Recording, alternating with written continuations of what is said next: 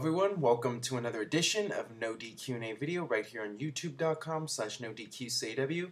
And as always, NoDQ.com. Let's not waste any more time. Let's get right down to your questions about WWE and maybe a little bit of TNA. We'll see. This is from Poison 101 Full.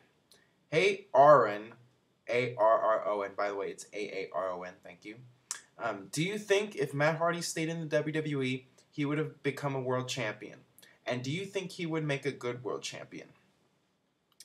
Obviously, there was a reason he didn't stay in WWE, which was his personal issues. But if Matt Hardy's head had stayed straight and he didn't have his personal problems, would he have become WWE champion or world champion? I think it's a possibility. I think that Matt Hardy was always very over with the WWE universe. People were always behind him, and the fact is, WWE did not push him very hard. And despite that, he still got one of the biggest reactions of anybody on the card. So that says a lot about Matt Hardy's ability to connect with the audience. And I think because of that, if he had stuck around and continued to keep his head in the game, I think that at some point WWE might have considered giving him a world championship run. They did it with Jeff Hardy, and you know, it's weird because at one point Matt Hardy was considered to be the more sane of the two brothers. So I think if Matt Hardy had stayed that way, WWE would have felt more confident pushing Matt to the top than Jeff, because Jeff was a little bit more out there. But you know, things happen, and unfortunately, Matt Hardy kind of had a fall from grace.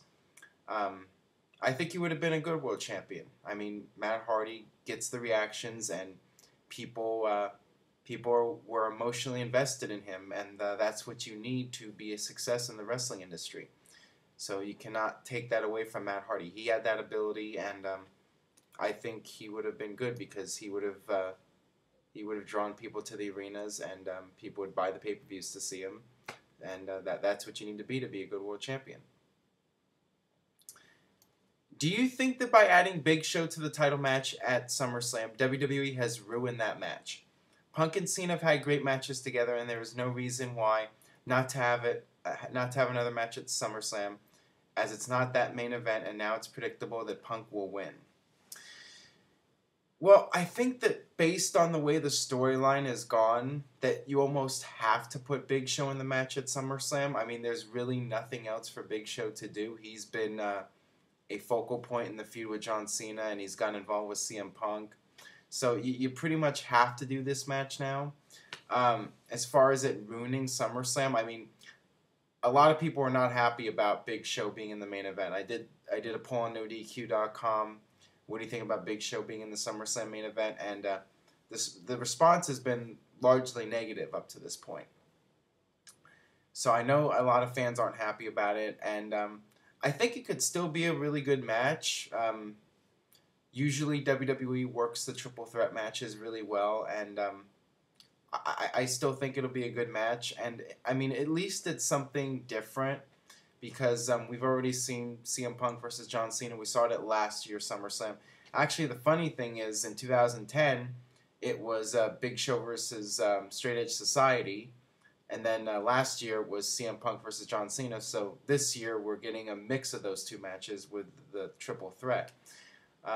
So, I mean, at least it's something that we haven't seen yet. We haven't seen this triple threat match. And I think it'll be okay. And there's no guarantee CM Punk's going to win. I mean, obviously, Big Show's the long shot, and I could very well see John Cena getting the title again, at least for a short period. Maybe CM Punk will win it back and then go into the Rumble. I mean, I fully suspect we'll see The Rock versus CM Punk at the Rumble. It's just a matter of will Punk keep the title all the way till Rumble, or will Cena win it and then Punk wins it back, maybe at Survivor Series. So there's a lot of different ways they can go. I don't think it's a given that CM Punk will win, though. This is from Zach Holker. Have you seen any of Mr. Spiffy's videos? Yes, I have. I'm a big fan of Mr. Spiffy. I think he's an entertaining guy, and he's got a good mind for wrestling. And I actually met him a few weeks ago. My wife and I were in Santa Cruz, and we met up with him and his wife, and they're really good people, very, very nice people, and very down to earth. And the thing is, it seems like everybody that I've met in person from the internet, they've always been super cool and really nice people. I mean, you look at somebody like Gilberto. Some of you may know him from the No DQ discussion groups, and he's on YouTube, Super Gilberto 1977, and he's infamous for being this major troll. But the fact is, in person, he is the nicest guy you'll ever meet. He is just such a cool person, and yeah, I mean, I love Mr. Spiffy. He's a great guy. So check him out. YouTube.com/Gotta Spiffy is his username. GOTTASPIFFY. So check him out. Here's another question from Zach Holker. Why don't you have a suggestion page on NoDQ.com for passable questions for the intro for the NoDQ&A videos? That is a good question. I should really have one because I've been running out of ideas for questions in the opening video. So what I'm going to do right now is if you got an idea, you got a suggestion for the opening questions, and they're supposed to be sarcastic or funny or whatever, at least I try to make them sarcastic or funny, you could submit your questions just right here in the YouTube channel, youtube.com/NoDQCW. In this very video, leave a comment with your suggestion, and maybe I'll use it. And if you like it, thumbs it up. Hey Aaron, do you think Ken Shamrock, Billy Gunn, and X-Pac had the potential to be a WWE World Heavyweight Champion? I think of the three of them, Ken Shamrock probably had the most potential just because he was a guy who was the real deal. He was a UFC champion, and people saw him as a serious badass.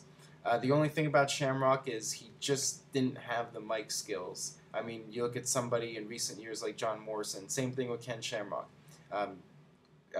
Great talent, but just he wasn't able to make that connection with the audience, like going back to a few minutes ago talking about Matt Hardy. Ken Shamrock was a great shoot fighter, and he was fairly good at being a WWE wrestler, sports entertainer, but he just didn't have the charisma, the mic skills, I think, to reach the very top in WWE. And as far as Billy Gunn goes, I mean, they tried with him. He won King of the Ring. They put him into a feud with The Rock, and he just didn't connect with the audience at that main event level like other people have. So it just didn't work out. I mean, they did give him a shot.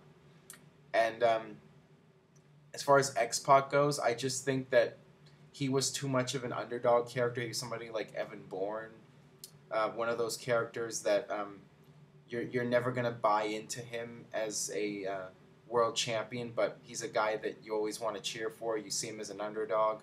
I think that's how people saw X-Pac, and he was great for what he did, but I just don't think he had that character or the look or the size to be a credible world champion, and nothing against him. This is from Gabriel F. Narvez. I think that's how you pronounce it. I could be wrong. Actually, I'm probably wrong. If Rob Van Dam didn't get pulled over back in 2006, how do you see his title reign going?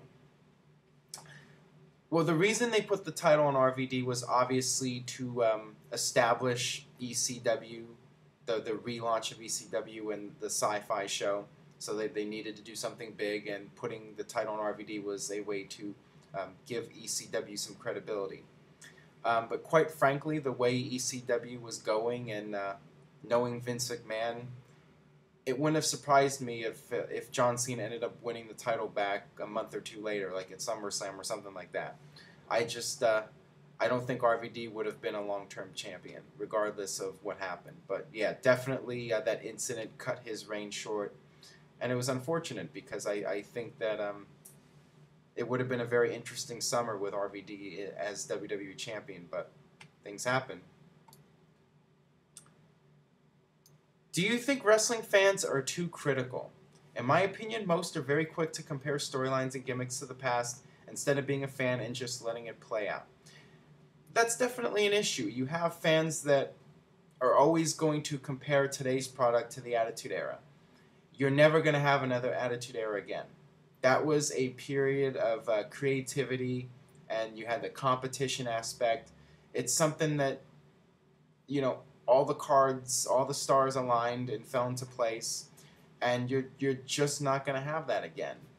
I mean, you might have another era of creativity, but right now it's just a different period. It's a different era.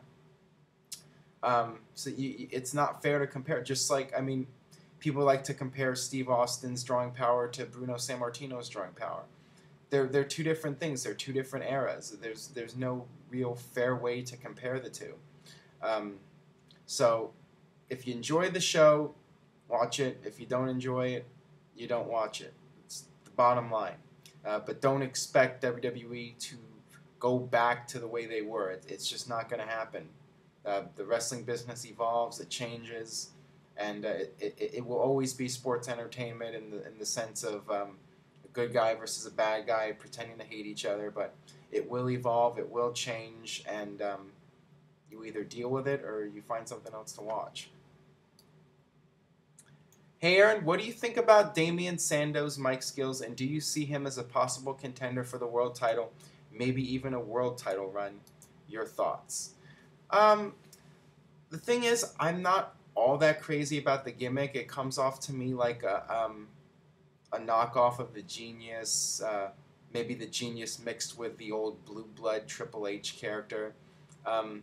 I just don't see it going all the way in terms of him being a world champion with this gimmick. Do I think that he has talent? Yes, I like the gimmick to some extent, but I just don't see it going all the way in terms of being a main event gimmick. I think that it will fizzle out at some point, and hopefully he'll evolve the character and maybe change his persona a little bit over time, just like Triple H did. He eventually phased himself out of that Blue Blood gimmick. So we'll see. But yeah, I don't see it. I could see him maybe being in a pay-per-view title match, perhaps. But, you know, I look at somebody like Umaga. I mean, they pushed him and put him in there against John Cena, and John Cena beat him, and that was the end of it. So that's really as far as I see the Damien Sandow gimmick as it is right now going. Just the way I see it. That'll wrap it up for this edition of No DQ&A video. Thanks for watching. Keep spreading the word. Keep subscribing. I appreciate all the support from you guys. With that being said, see you next time.